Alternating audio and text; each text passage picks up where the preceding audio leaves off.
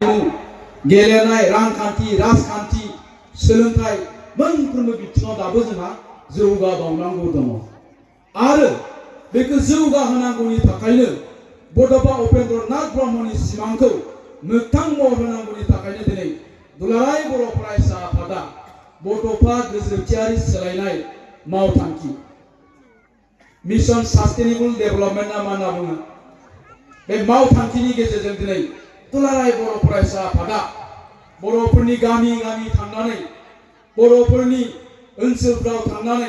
एखनबा हारिमुखौ लानानै एखनबा गेलेनायखौ लानानै एखनबा सोलोंथाइखौ लानानै खामानि मावबोबाय थादों। दिनै बिदिन्थि महरै आं होगोन मोनसे समाव जोंनि जा बर'फोरनि हारिमुनि जि खैफोद मोनसे समाव जोंनि बर'फोरनि हारिमुआव खैफोद फैदोंमोन। माबायदि खैफोद जोङो नुदोंमोन। मोनसे समाव जोङो बैसागो बोथोराव जोंनि बर' मानसिफोरखौ टेप प्लेयार लानानै माने गेदेर गेदेर बक्स लानानै बैसागो मागिनाय जोंनि ओनसोलावबो मोनफ्रोमबो मागिनाय मोनफ्रोमबो बैसागोनि फांसनफ्राव बै देक गिदिर गिदिर साउन्ड बक्स गिदिर गिदिर लानानैसो बैसागो मागिदोंमोन बैसागो मोसादोंमोन। मानोना जोंनि गेजेराव खाम दामग्रानि आंखाल जाबायमोन सिफुं सुग्रानि आंखाल जाबायमोन सेरजा दामग्रानि आंखाल जाबायमोन। रावबो खाम सिफुं सेरजा दामलामोन आरो मा होनना बुङोमोन सेरजा दामोबा जानो गैयै जाहैदो होनना बुङोमोन। बे जोंनि फोथायनाय।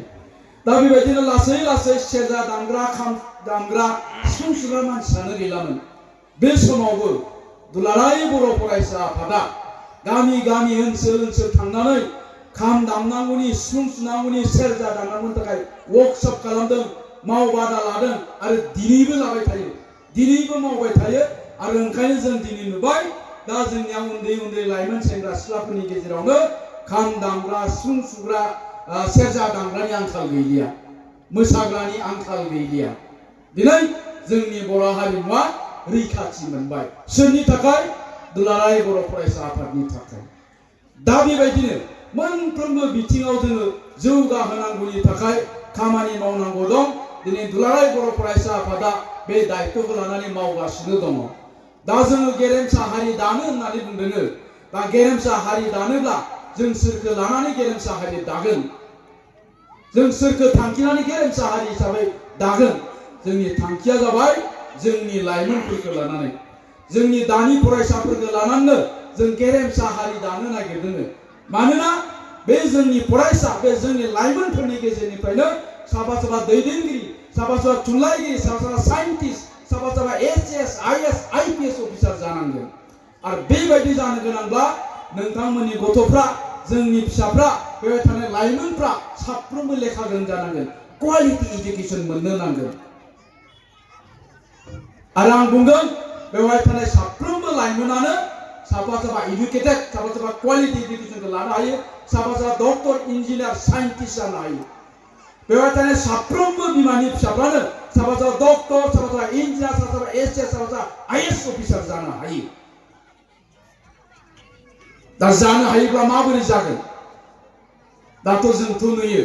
जोंनि फिसाफोरखौ थाब थाब ड्राग्स एडिक्टेड जानाय जौ फाग्ला जानाय बाइकनि फाग्ला जानाय हिन्जाव फाग्ला जानाय मबाइल फाग्ला जानाय। दा जोंनि गथ'फ्रा मानो बेबायदि जादों। आंथ' बुंबाय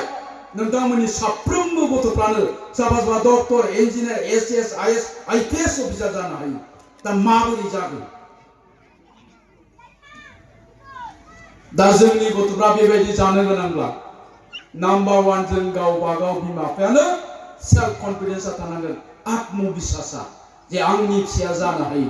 आंनि फिसाया मेट्रिक फाइनालाव 98% लाखिनो हायो। बे सेल्फ कन्फिडेन्स बे आत्मबिश्वासा जों बिमा बिफाफोरनावनो थानांगोन।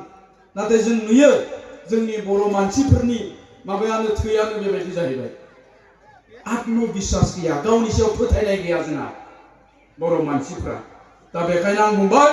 जों साफ्रोमबो बिमा बिफाया बे गावनि सायाव फोथायनाय सेल्फ कन्फिडेन्सखौ लानानै जुदि गाबोन गावबा गावनि गथ' गथायखौ जोथोन लायोब्ला जोंनि गथ' गथायखौ रावबो होबथानो हाया। साफा साफा साइन्टिस्ट साफा साफा doctor engineer HS IAS officer जानायनिफ्राय। दा बेखायनो आङो बेबायदिनो साफ्रोमबो बिमा बिफा नोंथांमोनखौ आं बुंबाय नोंथांमोना मैयानि समाव मा सिन्था खालामोन बेफोर गासिखौबो बावजोबनांगोन मैया जों मा नेगेटिभ सिन्था खालामोन जोंनि गथ'फोरखौ लानानै जों मा सानोमोन बे गासिबो बावजोबनानै जों दिनैनिफ्राय गोदानै सिन्ता खालामनो हायो माबायदि सिन्ता जे आंनि गथ'खौ आं डक्टर खालामगोन आंनि गथ'खौ आं इन्जिनियार खालामगोन आंनि गथ'आ फैगौ फेब्रुवारि दानाव मेट्रिक फाइनाल लिरगोन आंनि गथ'आ 90% लाखिगोन बे सिन्ताखौ दिनैनिफ्रायनो खालामनानै जुदि जोङो गावबा गावनि गथ'खौ जोथोन लायोब्ला बिसोरखौ रावबो होबथानो हाया नाथाय जुदि जोंनि बिमा बिफायानो बे आत्मबिश्वासा गैयाब्ला जोंनि बिमा बिफानि बे खोथाफोरखौ साननो रोङाब्ला सानफेराब्ला जोंनि फिसाफ्रालाय बेबायदिनो दाथ' गोदान बोसोर फैलायबाय मागो फैलायबाय दमासि फैलायबाय बै भैरबकुन्दआव थांनानै बे गोदान बोसोर मास मोनसेनि गेजेराव 20 जन बर' सेंग्राफ्रा बाइकजों सौग्रावना थैसिगोनलाय नोंगोना नङा दे खोनाबाय थायो जों भैरबकुन्दआव थांनानै बाइकजों सौदावना थैबायनो आमोखानि फिसाला जोंनि जायगायावबो बेबायदिनो जायो दा बेखायनो आङो बुंदों जोंनि फिसाफोरखौ जोङो जोथोन लानांगौनि थाखाय बिमा बिफाया आत्मबिश्वासखौ लानानै जोथोन लानांगोन आंनि गथ'खौ आङो ओरै थोरै खालामनांगोन नाथाय जोंनियाव बे सानस्रियानो गैया मा सानो जोङो जोंनि गोबां बिमा बिफाया मा सिन्ता खालामो मा सानो जों जाम्बा जाम्बिनि फिसालाय बहा डक्टर जानो जों खामला हाजिरा मावनानै जाग्रा फिसालाय बहा इन्जिनियार जानो बहा लेखा गोरों जानो जोंनि सानस्रिया बेबायदि आरो बे सानस्रिया जोंनिया दिनैनि थाखायल' नङा जुग जुग बोसोरनिफ्रायनो जों बर'फ्रा बे खोथाखौनो सानबोबाय थादों जोंनि फिसालाय बहा लेखा गोरों जानो जोंनि फिसालाय बहा डक्टर जानो बहा इन्जिनियार जानो ओंखायनो जुग जुग बोसोरनिफ्राय जोंनि बर'फोरनि गेजेराव डक्टर गैया इन्जिनियार गैया एसएस आईएएस अफिसार गैया दंबाबो आखाइ बिजौआव साननो हानाय मालाय गुबुन हारिनि मानसिफ्रा नै बेवहाय दङ जोंहा हारसाफोर दङ असमिया मानसिफोर दङ बेंगलिफोरबो दङ बिसोरो गोदोनिफ्रायनो सिन्ता खालामदोंमोन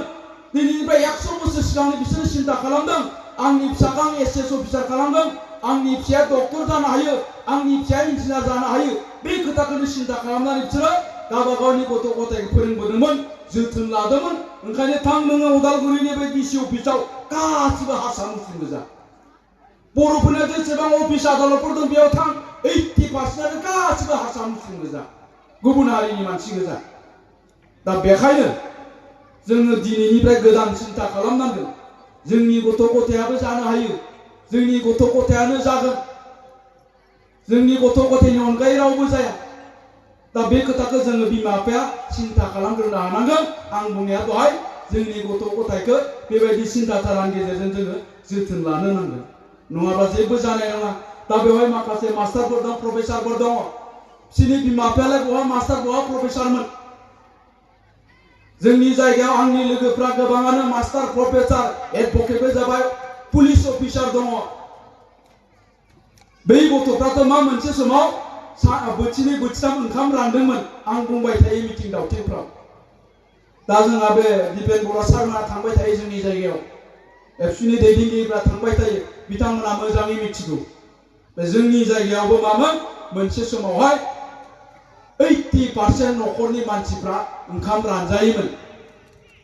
गामिनि ओनसोलनि गामि नङा ओनसोल 20-25तासो गामि दं जोंनि एरियायाव मानास हाग्रामाजों नांजाबनाय बे मानास हाग्रामाजों नांजाबनानै थानाय बे बर' गामिनि मानसिफ्रा बोथिनै बोथिथाम ओंखाम रानोमोन खारन हाग्रा जिंखाय बिसोरो खालि हाग्रानि सायावल' सोनारनानै खामानि मावनानै जादोंमोन हाग्रायाव थुरि इंखोर हायाब्ला ओंखाम मोनजायामोन नाहा मैहा थाङाबा ओंखाम मोनजायामोन मै गावहैयाबा दंफां दानहैयाबा ओंखाम मोनजायामोन बिमा बिफाया फुङाव थुरि हानो थाङोमोन फुंनि थुरि हानायखौ फोरानफैनानै मैया फोराननानै दोननाय थुरिखौ बाजाराव फानहैयोमोन बाजाराव फाननानै फाननो हायोब्ला माइरं लाबोबाय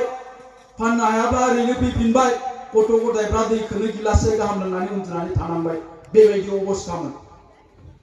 बे अबस्थानि गेजेरावबो बै समाव जोंनि बैसोनि दिनैनिफ्राय आङो 30-35 बोसोर सिगांनि खोथाखौ बुंदों 30-35 बोसोर सिगांनि बै गथ'फ्रा बेबायदि मोनसे अबस्थानि गेजेरावबो खिन्थु फरायनायखौ कुनुदिन नागाराखैमोन बिमा बिफायाबो कुनुदिन गावबा गावनि गथ'फोरखौ स्कुलाव थांनायनिफ्राय बादा होआखैमोन